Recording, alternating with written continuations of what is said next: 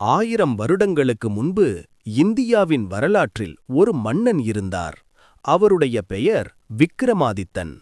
அவர் சாதாரண மன்னன் அல்ல. அவர் நீதிக்கும் தைரியத்துக்கும் அறிவுக்கும் உலகம் முழுக்க புகழ் பெற்றவர். அவருடைய ஆட்சியில் மக்கள் பயமின்றி வாழ்ந்தார்கள்.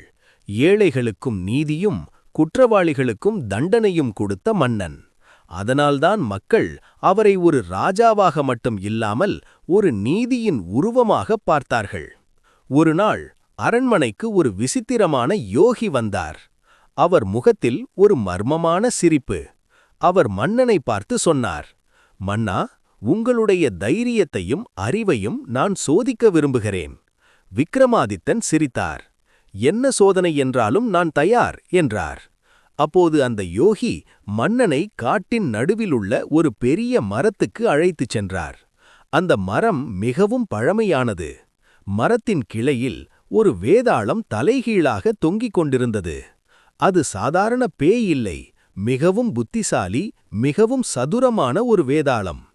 யோகி சொன்னார், மன்னா, இந்த வேதாளத்தை நீங்கள் தூக்கிக் கொண்டு வந்து எனக்கு கொடுக்க வேண்டும். விக்கிரமாதித்தன் தயக்கமின்றி மரத்தில் ஏறினார். வேதாளத்தை தூக்கிக் கொண்டு நடக்க ஆரம்பித்தார். ஆனால் அந்த வேதாளம் அமைதியாக இருக்கவில்லை.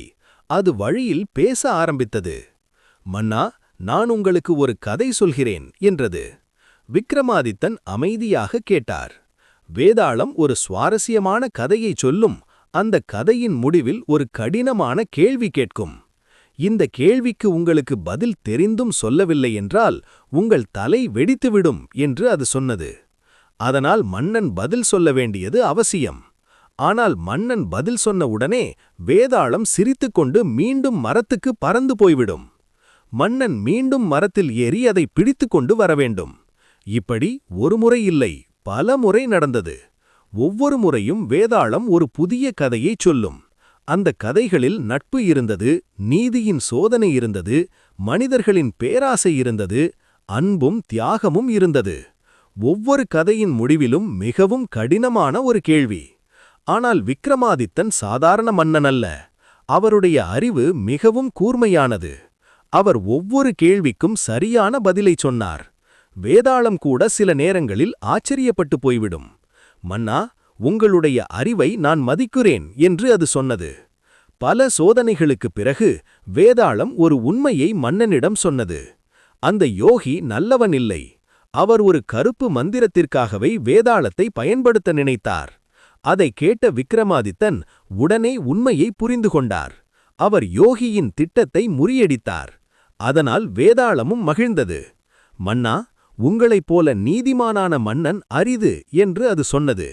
அந்த நாளுக்குப் பிறகு விக்கிரமாதித்தனின் புகழ் எல்லா நாடுகளுக்கும் பரவியது. மக்கள் அவரை பற்றி கதைகள் சொல்ல ஆரம்பித்தார்கள். ஆண்டுகள் கடந்து சென்றன. நூற்றாண்டுகள் கடந்து சென்றன. ஆனால் ஒரு விஷயம் மட்டும் மாறவில்லை. விக்கிரமாதித்தன் என்ற பெயர். அதனால்தான் மக்கள் இன்று வரை சொல்கிறார்கள், விக்கிரமாதித்தன் 1000 வருடம் வாழ்ந்தார். உண்மையில் அவர் உடம்போடு வாழவில்லை. ஆனால் அவரது நீதியும் புகழும் 1000 வருடங்களாக இன்னும் உயிரோடு இருக்கிறது.